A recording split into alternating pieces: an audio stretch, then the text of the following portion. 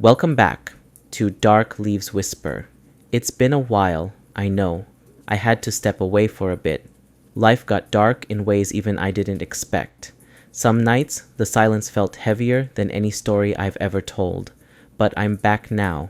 For how long, I'm not sure. Maybe until the whispers stop. Maybe until they find me again.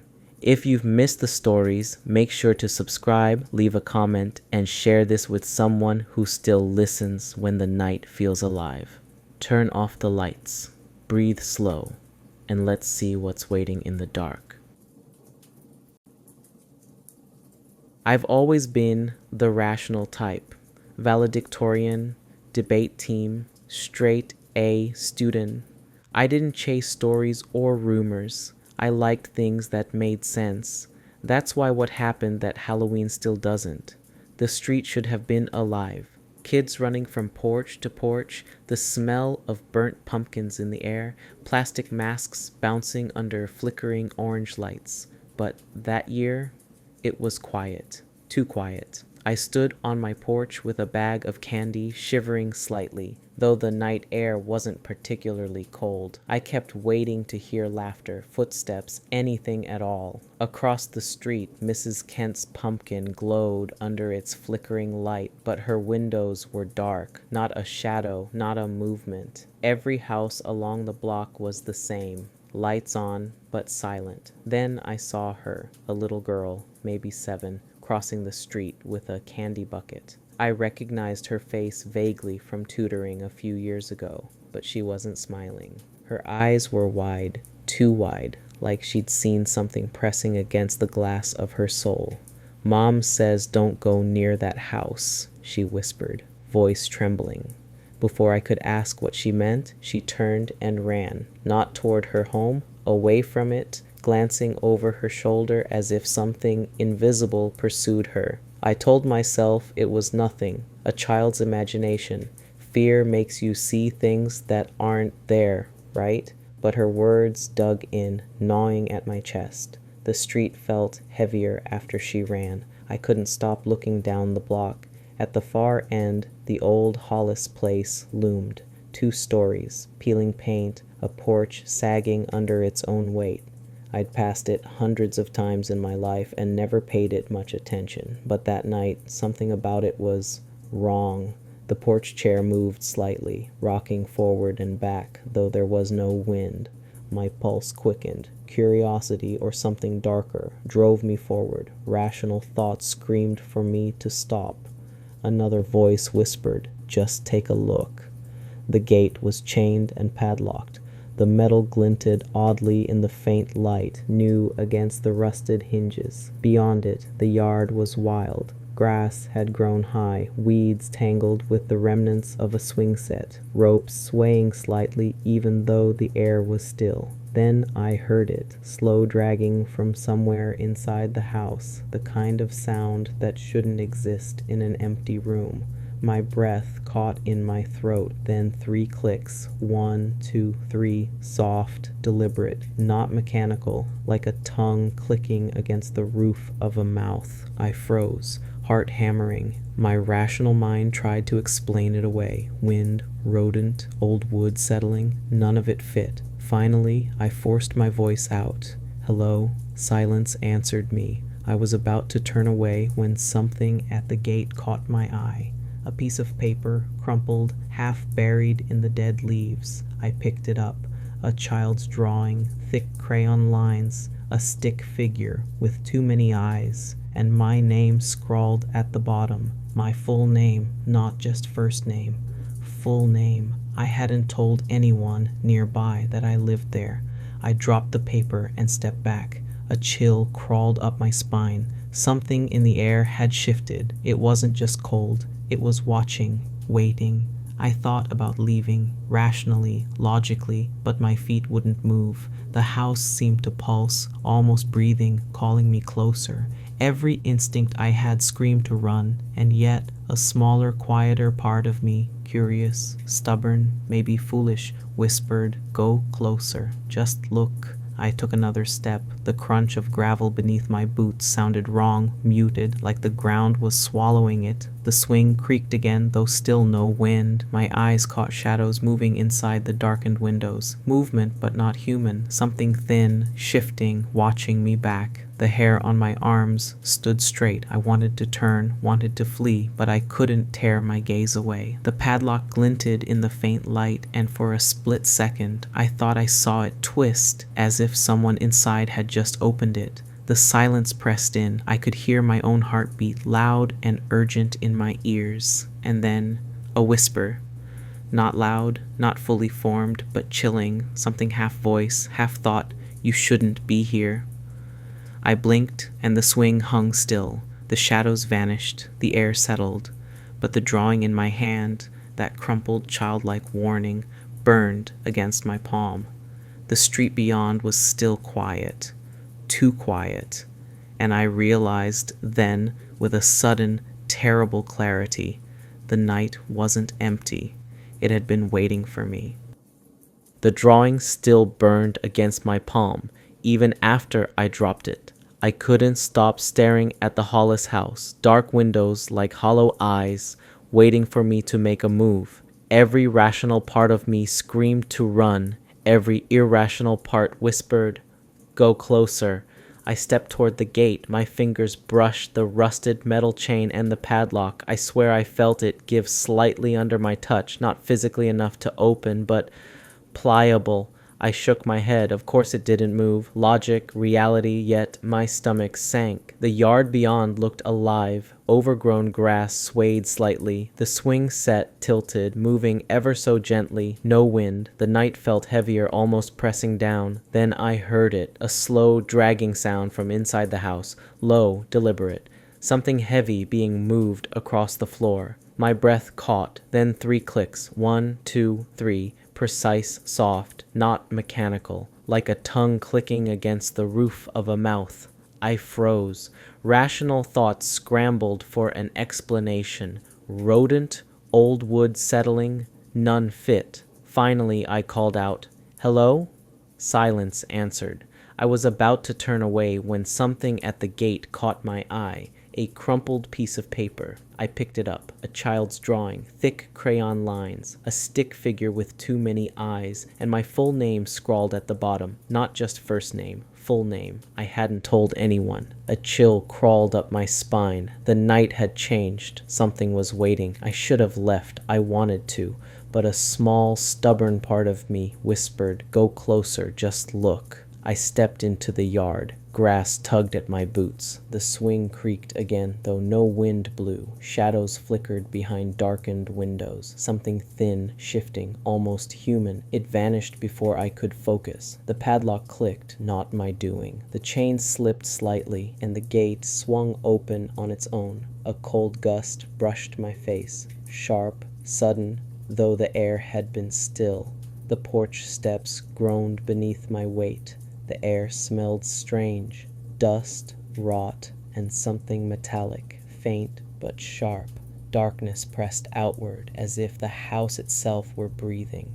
And then I heard it clearly, my full name. A voice, soft but deliberate, hissed beneath the syllables, like it rose from the shadows themselves. "You shouldn't be here," I wanted to shout. My body refused. Only my ragged breathing filled the night. A door inside creaked open slowly, just a sliver. The shadows flickered again. A figure, impossibly thin, limbs bending wrong, appeared behind the glass. Then it vanished. I wanted to turn. I wanted to flee, but the whispers, the swaying swing, the cold breath on my neck, they pulled me forward. The house wanted me. I took another step, the first real step into the unknown, and then I felt it. The air grew heavier, thick, pressing against my chest. Floorboards groaned under invisible weight. A shadow flickered across the wall just beyond the doorway. The whisper came again, closer this time. "We've been waiting."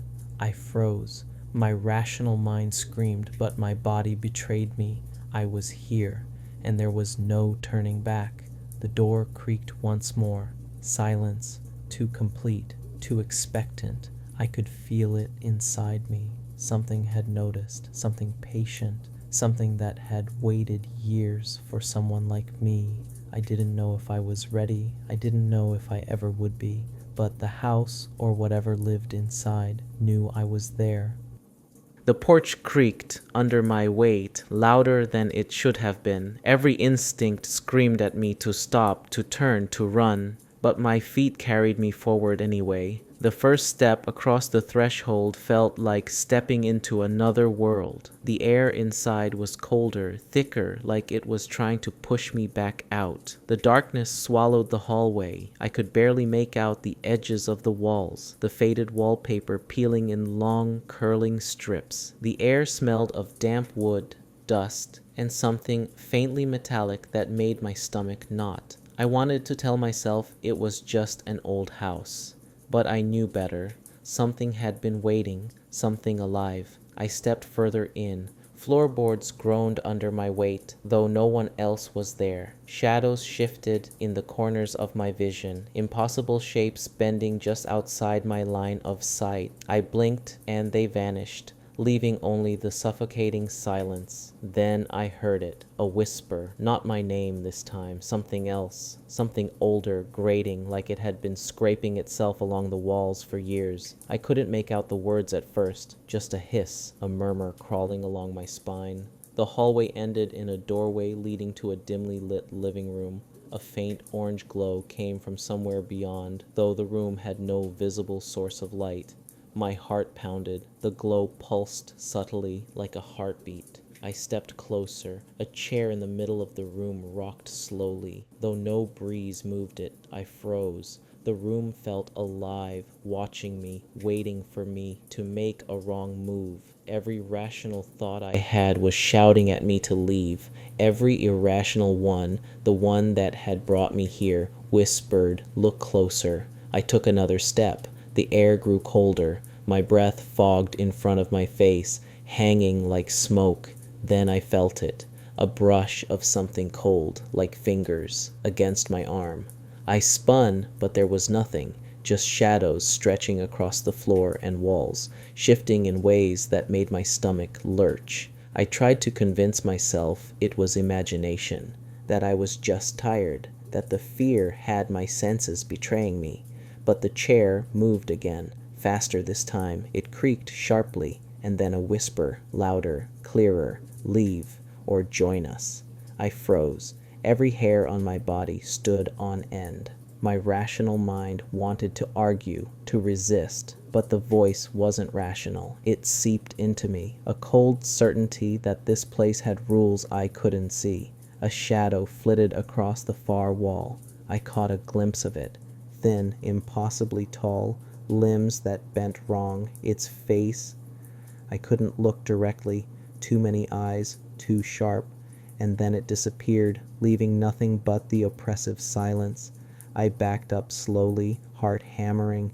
That's when I saw the door to the basement. It hadn't been there when I entered the room, I was sure of it. But now a narrow staircase descended into darkness so black it seemed to swallow the faint glow of the room, and from below a whisper rose, soft, coaxing, "Come." Something compelled me forward. Against all reason, I felt drawn. My rational brain screamed no, but my legs obeyed anyway. Step by step, I descended, the stairs groaning under my weight. The air grew colder with each step, pressing against my chest, making it harder to breathe. Halfway down, a movement caught my eye. A figure crouched at the bottom of the stairs, thin, shadowy, featureless except for glowing eyes that pierced through the darkness. I froze. It didn't move, it didn't speak, but I could feel its awareness, like it was studying me, weighing me, testing me. I wanted to run, but I couldn't. My feet were cemented to the wood. My hands shook. The whispering grew louder, now surrounding me, coming from the walls, the floor, even inside my head. "Stay, stay, stay." I stumbled the rest of the way down. The basement opened into a wide, empty room. The walls were lined with old furniture draped in white sheets. Dust motes floated in the air, sparkling faintly in the strange glow from nowhere. and in the center of the room, a circle, chalk symbols I didn't recognize. And then I saw it. A shadow moved inside the circle, thin, elongated, impossibly tall, limbs bending wrong, eyes everywhere fixed on me. The air seemed to pulse with it, thick and suffocating. My rational mind screamed that it was impossible. My instincts screamed to flee, but curiosity, or something far worse, rooted me in place. Then it whispered softly from all directions at once, "You shouldn't have come." The basement seemed to shift around me. Shadows stretched, walls groaned, the air pressed closer. I realized, with a sudden, terrifying clarity, I wasn't here by accident. The house had known I would come. It had waited, and now it was ready. I didn't know how to respond. My voice was gone. My legs trembled. All I could do was watch, frozen, as the figure in the circle stepped forward. And then the whisper became a voice. "We've been waiting." The figure in the circle didn't move like a person. It flowed, stretched, and recoiled, limbs bending in impossible angles. Its eyes, too many, all of them fixed on me, followed every twitch of my body. My chest felt tight. Every instinct screamed to run, but my feet wouldn't obey. I was rooted in place, watching, frozen by something older than fear. The whispers returned, louder now, echoing off the basement walls. They were many voices at once, all layered together. "Stay, stay, stay. You belong." My head throbbed with the sound. A low, insistent pressure like my skull was being squeezed. I forced myself to step back, away from the circle.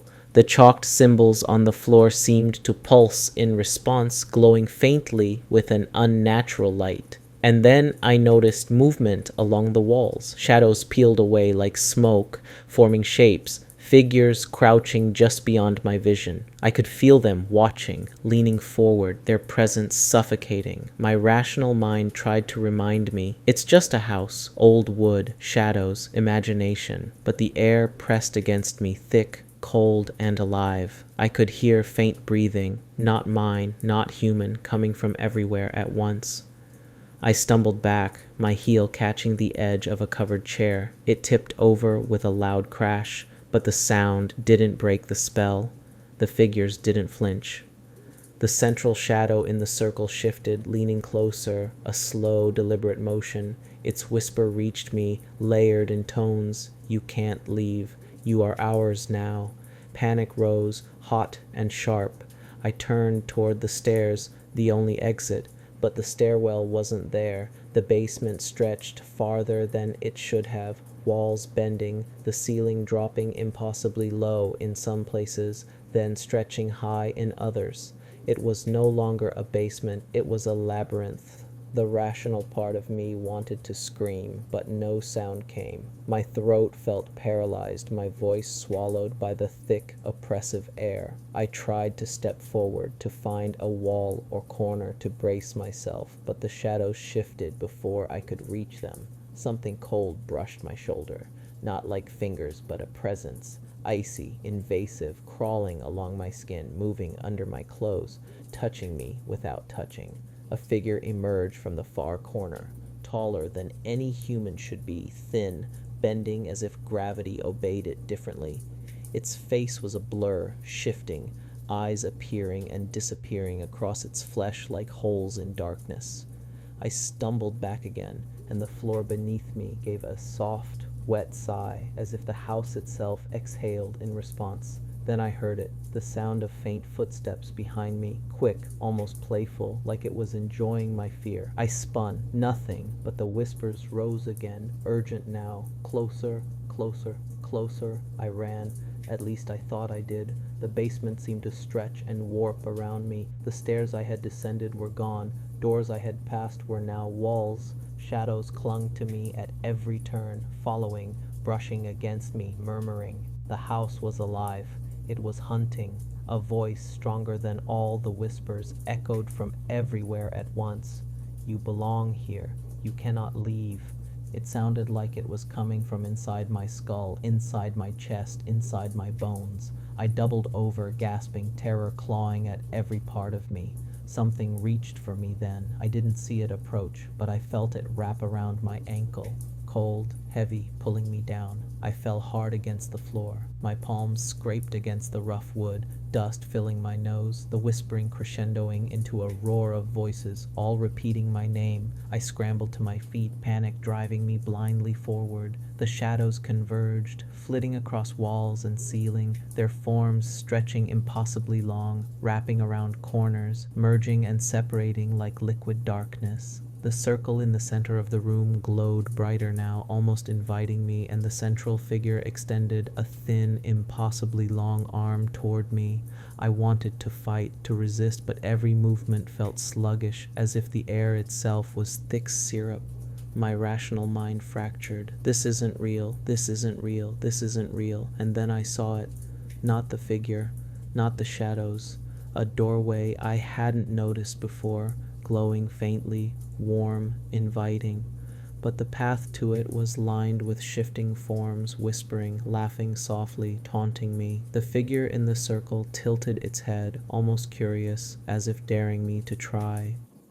I realized then, with absolute gut-deep certainty, I wasn't just lost. I wasn't just trapped. I had entered a space that didn't obey the laws of reality. The house wasn't just haunted, it was alive, and it had claimed me. I took a shaky step toward the doorway, knowing it might be the only chance I had. The whispers rose again, closer, closer, closer. And then I felt it. Something cold brush my cheek, soft, almost tender. But it was nothing comforting. It was claiming me, testing me, reminding me that I was far from alone. The figure in the circle shifted again, leaning forward, its many eyes fixed on me, and the room pulsed, walls bending, shadows moving, the whispering growing louder than ever. I didn't know if I could escape. I didn't know if I would, but I stepped forward anyway. The doorway glowed faintly ahead, warm, almost comforting, but every instinct screamed that it was a lie. The whispers had grown into a chorus, layered and insistent. Closer, closer, closer. You cannot leave. I stepped forward anyway. Each movement felt like wading through thick liquid, each breath heavy and cold. Shadows flitted across the walls, stretching impossibly long, crawling along the ceiling. The figure in the circle rose to its full height, limbs bending in ways no human should. Its many eyes followed me, unblinking, omnipresent. Something brushed against my arm, not a hand, but a presence, cold, invasive, crawling under my skin. I shivered violently, but kept moving, forcing myself toward the light. The doorway seemed to pulse with promise, a tiny beacon in a world of living darkness. I reached it, almost there, almost free. But then the shadows surged forward, writhing, twisting, closing the distance. The air thickened, pressing against my chest like a vice. I could hear whispers in my skull now, closer than ever. You belong. You are ours. I stumbled, fell. My palms scraped across the rough basement floor, dust and dirt filling my nose and mouth. I scrambled to my feet, but the figure in the circle had moved. It was closer. Its limbs stretched toward me, bending impossibly, reaching. Its many eyes blinked in unison, all fixed on me. The whispers became a roar, overlapping voices, demanding, pleading, mocking. Stay, stay, stay. My rational mind was shattered. Fear gnawed at my chest. Every nerve in my body screamed to fight, to resist, but I felt powerless. And then I heard another voice, different, softer, clearer, a single human voice. Run.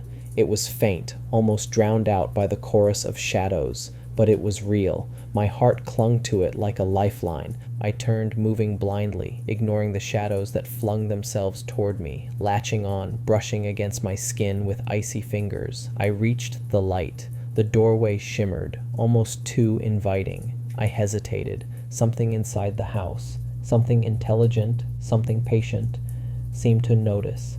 The figure in the circle tilted its head, like a predator observing prey that had finally found a crack in its defense.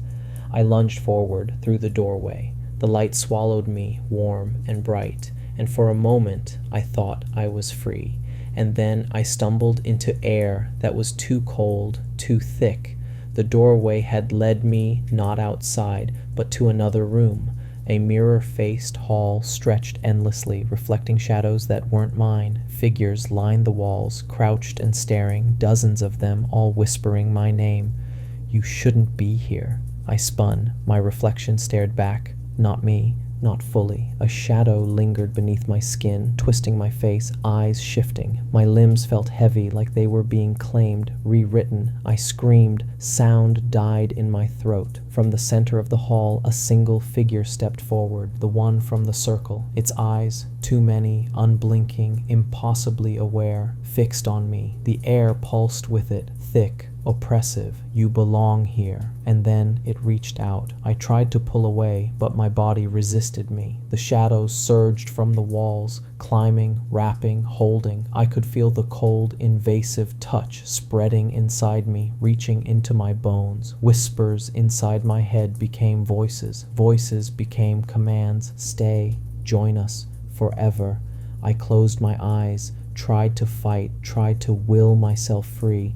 But the house was patient. The figure moved closer, and the shadows pressed, enveloped me. The whispering became a chorus of inevitability. Then, just when I felt the world tilt into nothingness, the human voice returned, stronger this time. Remember who you are. Fight. I seized it. Clinging to that thread, I pulled, struggled, forced myself to move. The shadow shrieked in something like pain, in something like anger. The figure hesitated, tilting its head, observing, but I kept moving, step by step, towards some distant light that might be real. And then I woke. I was on my porch, dawn breaking, cold sweat coating my skin. The street was alive again. Laughter, footsteps, rustling leaves, morning sunlight cutting through the night. No shadows, no whispering, no house. But I knew it hadn't ended. The memory, the cold, the whispers, they lingered, clawing in my chest. Somewhere, the house waited, patient, silent, knowing I survived. For now, but for how long? Because I know the shadows remember me, and one day they will call again. If you've made it this far, thank you for listening. It's strange being back, like waking up in a room that remembers you even when you've forgotten it. I don't know how long I'll stay this time. The dark has a way of calling me back when it wants more stories. Don't forget to subscribe, leave a comment, and share this with someone who still listens when the world goes quiet. Until next time, keep your lights low and your whispers close.